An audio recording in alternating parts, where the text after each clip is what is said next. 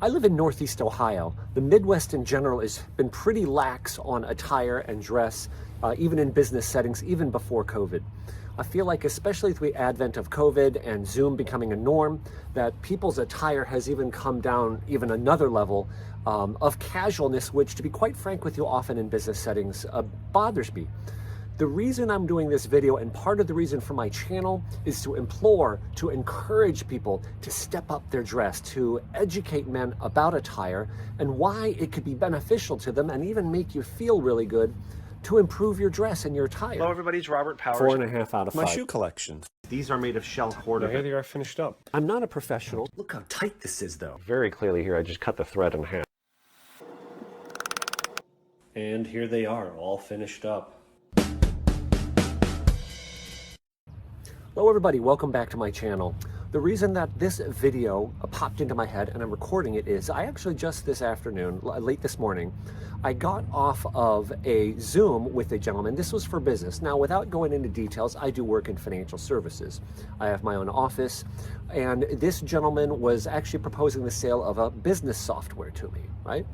Now, this is a, I don't know, not a huge company, but it is a, decent sized, legitimate company, not a one-man show. He said they have like 115 employees or something like that. And he's in charge of the sales of the software for, a whole group of people. Now, the reason I just got a bad taste in my mouth about this meeting is a gentleman came on Zoom, but he was wearing a t-shirt. He was wearing like a dark gray t-shirt, and it kind of had like a logo on it, not offensive or anything. It said nerd, which took me as like, hey, I'm a computer guy, and it just turned me off. Now, I was acute to this. Maybe the better word is, I was aware of the fact that this kind of turned me off. But what I'm here to tell you is, there are reasons I believe that you should dress, and I also want to help you understand what is an appropriate dress for what kind of occasion. Does that kind of make sense? Now, first of all, before we get into some of the details here, I just kind of want to give you a few general definitions as far as I understand them, and I believe most people in the sartorial world would agree with. We're not going to talk about formal, because formal would be like white tie and then there's black tie, in other words, tuxedos. Let's leave that out of this conversation. So let's start with what would be called business professional, or just business attire. But within business attire, the most formal would be what I'm wearing right now, which is a suit. Now, if you see, what defines a suit is the fact that the slacks and the coat are made from the same fabric. That's the definition of a suit. Now, you could wear a suit in a lot of business occasions without a tie, with a Oxford, like a button-down collar, no tie, that would bring it down. So first level up to me is a suit. Next down from that would be a suit, without a tie, and like I said, a button-down collar, but put those in the same category, number one. Number two would be if you're wearing a sport coat, slacks, and tie, or a sport coat and slacks without a tie. That's when you have the coat and the pants that correspond to each other, complement each other, but are not the same material and generally are not the same color. It's a sport coated slacks. Now, then you go down to category 3 in my books is if you're wearing either a collar shirt and slacks or a polo, like a short sleeve polo dress shirt, a polo shirt, I should say, and slacks. So those are the 3 categories that I believe you should, whether you realize it or not. If you're in any business kind of interaction with somebody, we are subconsciously sizing each other up. And I don't mean this in a judgmental way, but what I believe tends to happen is there's a certain threshold. Now, my threshold of expectation for a person may be higher because I work in finance and I do believe in dressing nicer, where yours may be lower and the person in the t-shirt may have never noticed it, not bother you at all, but we all have some threshold. And I believe what happens is we start taking deductions. So this person automatically, for the first 3 seconds of this appointment, got a major deduction in my books. If this person had at least been in category 3 wearing a polo shirt, because on Zoom you can't see the slacks, they would have passed, like in other words, got a check mark, pass, fail, got a pass on that. But this person just had a t-shirt on and automatically started as a deduction in me. I just felt like a little bit like, wow, that's lack of respect, man, that's unprofessional. You talked about running a division of a company and you dress in a t-shirt, really? I'll give you another example. We had a family doctor forced to switch to a doctor because of, not old doctor not being in plan. And thank goodness we got to switch back. The first time I met this doctor, and he was at a, facility, a division of the Cleveland Clinic with multiple doctors and, lots of patients there. And I'll never forget this. He was wearing sneakers, and not even nice ones, sneakers, and then also a sweatshirt. I'm talking like a hoodie sweatshirt with a zipper down the front and a logo across it. And I was just like, I can't trust this guy. I mean, I know that sounds really judgmental, but that's the honest to goodness feeling I had. Or at least my old doctor at least wore dress shoes and a polo minimum, It just felt like to me in that business, that level of profession, that was just too unprofessional. That didn't make me not see the doctor, it was a deduction. Does that make sense? Pass, fail, it was a fail in that area, okay? So I didn't not see him, but I didn't like seeing him. Does that kind of make sense? So, why would you want to start in the hole as a deficit with a relationship somebody from the get-go?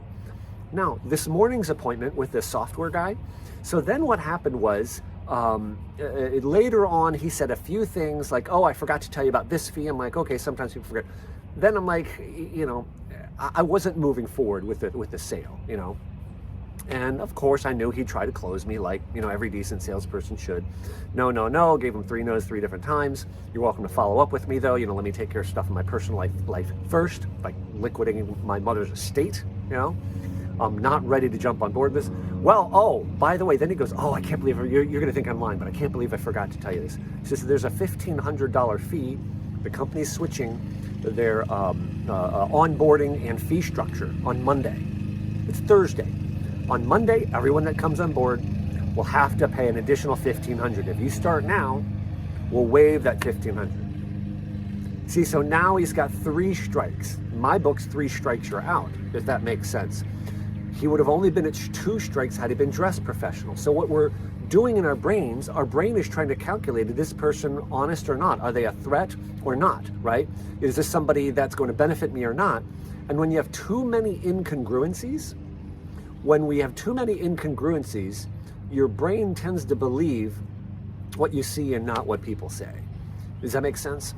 So one of the reasons I believe you should at least always, for anything that smells like a business meeting or has any component of a business meeting, should at bare minimum, even in the casual Midwest, have a polo shirt on, to me is bare minimum. And at minimum, I would say a pair of dress sneakers, okay?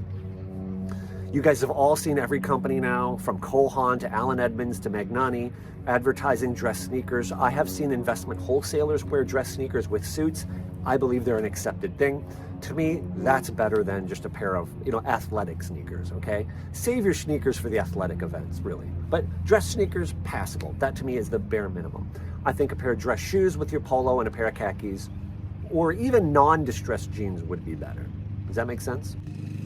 So reason number 1 that you should wear some kind of dress clothes for any kind of business meeting, even on Zoom, is don't give them a chance to have a strike against you. Don't start in the deficit. That's reason number 1. Now, reason number 2, you should dress a little bit nicer. And I would say if, for example, business casual is the attire. What is business casual? In my books, business casual mean minimum of a polo shirt, right? If not, a long sleeve dress shirt, slacks, and dress shoes. That's business casual. Sometimes young people hear casual, and I've seen people come to our office when we say business casual and they come in jeans and a t-shirt. That's not business casual, okay? But the second reason I believe you should be at a bare minimum at that level, if not 1 step higher than required, is it shows the world that you respect them and that you do respect authority and that you also respect some of the traditional values. Now, I think it's great to be an entrepreneur. I think it's great to be someone who's, a rule bender and things like that. Not a lawbreaker, but a rule bender. But there's also nothing wrong with showing respect for true principles in your attire while conducting your business. Does that make sense? You can separate yourself from the pack in what you do, right? So I think that's the second major reason that you should dress, is to just show an outward level of respect for tradition and authority, okay? Now, reason number 3, I believe you should dress well. It's subconsciously, especially when you're seeing people multiple times, if you're seeing them over and over and over, dressing well consistently shows attention to detail. It subconsciously shows people that you pay attention to details. If your shoes are always shiny, like mine pretty much always are, you're gonna have to work really hard to catch me with my shoes in a mess, okay? It subconsciously shows people you pay attention to little things. That's another way that you build trust, you build respect, and you build confidence in you with other people. Does that make sense? Reason number 4. Reason number 4 is actually a quote that comes from a gentleman named Hector Lamarck, very successful business person, multimillionaire, okay? What he said that you should look like $1 million until you have $1 million, okay? Or my mentor, who's also a millionaire, said that you should, a little bit different, he says that you should look like $1 million until you have $1 million, then you can tell the world to go take a flying leap. So in other words, what that means is if you're rising up in the business world, you're not there yet. In other words, your name doesn't bring instant credibility. You should try to dress well. Now, looking like $1 million does not mean spending a lot of money, right? If you have watched any of my videos about any of the suits, ties, slacks, or shoes that I wear, you guys know I don't spend a lot, right? This suit right here is a great example. I think I paid $25 for this suit. It's a Hart Schaffner Marks, okay? Look like $1 million until you have $1 million, and then you can tell the world to take a flying leap. That quote comes from a gentleman named Ketan Parekh, by the way, okay? So what this means is until you have the business authority based on your results, okay? Until people already know you by one name, that kind of status, you should do the best you can to represent yourself and bring credibility through the way you dress. Now, once again, I'm not saying wear a suit in all occasions, okay? The business meetings that I go to a business meeting once a week. It's a networking group. I'm generally speaking the only one in a suit there. Now, this morning there was a gentleman there in the mortgage business who was in a suit. And I was like, hey, nice suit. He goes, oh yeah, I gotta wear this thing for this meeting with the mayor. I'm like, okay. He doesn't normally wear it, right? And I'm still wearing mine because I'm just gonna do that. I don't expect you to dress the way I dress. There's nothing wrong with dressing one level above what's required. Does that make sense? So dressing well to me is just an outward representation of the person you are on the inside. Reason number 5 you should dress well. It shows that you have either leadership capabilities or you are a leader. It helps you be viewed as a leader, as somebody in charge, and as somebody worthy of them placing their trust in. If you have a group of people and you see that one person, everything else being equal, and one person is dressed nicer, you're going to tend to think that person's in charge. Have you ever been to a fast food restaurant? And have you ever looked behind the counter and if you see 4, 5, 6, 7 people in t-shirts and one person in a collar shirt? Or you see everybody in polos and one person in a dress shirt with a tie? You are automatically going to assume that person who is the one person dressed nicer is in charge. Almost every place of authority, you see the level of dress, the level of attire is one level above everybody else. So obviously this is not a shortcut. Just by doing this, this does not make you in charge, right? It's not a shortcut. My mentor also would say that shortcuts give you sharp cuts, meaning that shortcuts are just exactly that. They're not a fast way to success and they'll bite you. But everything else being equal, it's going to elevate your status in the view of, in the minds of people, just by elevating your level of attire. Just by dressing better, it will make you be easier perceived as a leader, or if a leader, it'll be, and if you dress better, it will help you be perceived as a better leader if you're already in a position of authority, okay? Now again, a lot of these things I'm talking about are not at the conscious level for anybody. They're at a subconscious level, there's a score, there's a tally that's building up, right? Too many deductions, I don't know, and they'll just get I don't know about this person kind of feeling. Where you have more and more positive things, especially if you haven't been this way in the past, it's gonna take a long time. I'm gonna give you a warning. If you haven't been this way in the past, just dressing this way once or twice, people are gonna look at it as a trick. What Stephen Covey, author of 7 Habits of Highly Effective People, would call the personality ethic. Personality ethic is when you do things to get a result. Character ethic is when you change who you are, your character. And then the things you do are a result of the change in character. You're not doing them to get a result, right? So when you change your character, it may take you 6 months or even a year of consistent effort. But once people view you differently and your reputation changes, remember your character is who you are, Your reputation is who people think you are. If your character has been low and then becomes higher, your reputation will not change instantly. It'll take time for that to be pulled up to the level of your new character.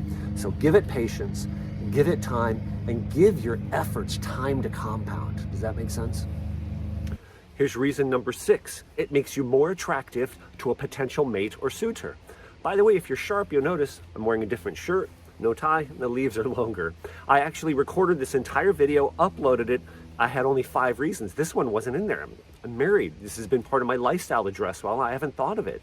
But whether we care to admit it or not, especially women, what they're looking for, or what's attractive to the vast majority of women, is stability, whether we want to admit it or not. That's why women tend to, much more than men, be attracted to an older man, because an older man is more likely to be stable and able to provide, okay? Part of this ties back to biology, right?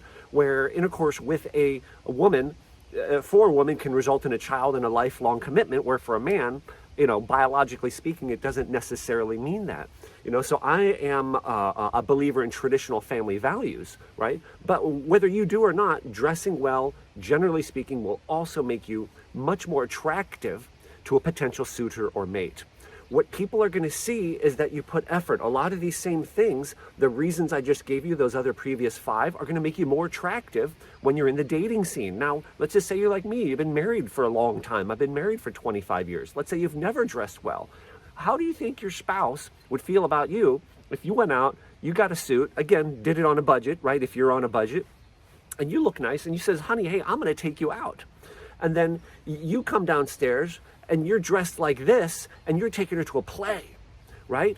Why, when people get divorced, do they all of a sudden start to work out, get in shape, and then their new potential suitor, right, their new potential girlfriend or whatever, or boyfriend, they take them to nice places and do nice things? Why don't we treat our spouses, or girlfriends that we've been together forever, as if we haven't landed them, right? So in other words, this is part of, as I've already said, an outward representation of an inward feeling or philosophy, that you're going over, you're going above, that you can be trusted. And those things are very attractive to the other genders or potential suitors. Does that make sense? Hey guys, here's a case in point for why you should always dress well, right? So I am at a local school, local high school. I was invited to an event put on by the Bhutanese Community Association of Akron, and I thought it was going to be just like you show up, I was a little bit clueless, you just show up and, they have like, food vendors and stuff like that, but it turned out to be more of like a show in an auditorium where you're seated, not in an open area where you just mingle around and come and go as you please. And I actually was brought up on stage and, recognized as one of a couple dozen people, nothing crazy special. But the point is, a little bit of miscommunication. Nobody was at fault, but I went up on stage and most of the other people had sport coats on. So I'm glad I didn't, I do have like a dress shirt on. This was the recognition, this scarf here, and undistressed jeans and dress shoes. But the point is, this is one of the very few times I've been out in public without a sport coat on, and it would have been better for me to have a sport coat on, but at least, thank goodness, I wasn't in jeans and a t-shirt, So just another example of why it's always good to dress up a little bit. I want to show you guys something that's got me thinking. This is years ago I saw this. Let me turn the camera around. I'm going to show you, because there are a couple photographs here of our church congregation from many years ago. So here's a beautiful photograph of our congregation, of our church. This isn't even the same building, but you can see here, this is May 2nd, 1926. I'm going to try to get rid of a little bit of the glare, but what I want you to notice is as I get close, look at how every person is dressed. Every man is in the minimum a suit and tie. I'm sorry, at the minimum, you can't always tell if it's matching, but at the minimum, it looks like every man to me is in slacks and a blazer with a tie at the minimum. A lot of three-piece suits. Isn't that amazing? You see videos of people in the street, which are, they're not that common, the early 1900s, before World War II.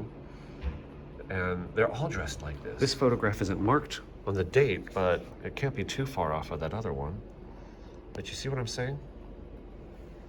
Look at all the men. All of them in suits. That was the normal attire to go outside, Here's a few photographs taken from the early 1900s, between 1900 and 1930 in the United States. Notice how almost without exception, pretty much every man is wearing a jacket, a tie, a collared shirt, and really hats as well. The hats started disappearing around the times automobiles really became popular. So it's really interesting how if you go back in time, this was really the norm. Even the guy, pumping gas.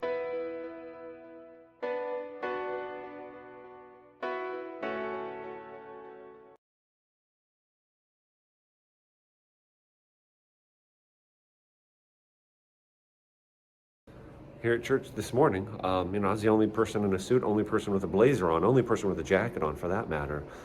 Some come in shorts and a t-shirt, and all are welcomed here. We're not to judge them, but I just think, is there anything wrong with dressing nicer than is required? I certainly hope these 6 reasons have encouraged you to step up your dress game if it needs it, or maybe just to get back on that horse and improve that game if you feel like you've slid back a little bit. I know I haven't released a lot of videos here in the second quarter here of 2023, but I'll share some more personal reasons as to why that is in the next video, but just know that there are some videos coming back out, so I apologize for not having really any videos of any volume released in April and May. God bless you guys, and thanks so much for being a fan of my channel. If you enjoyed this video and want to see more like it, go to my YouTube page, Robert Powers, and then click on Playlists.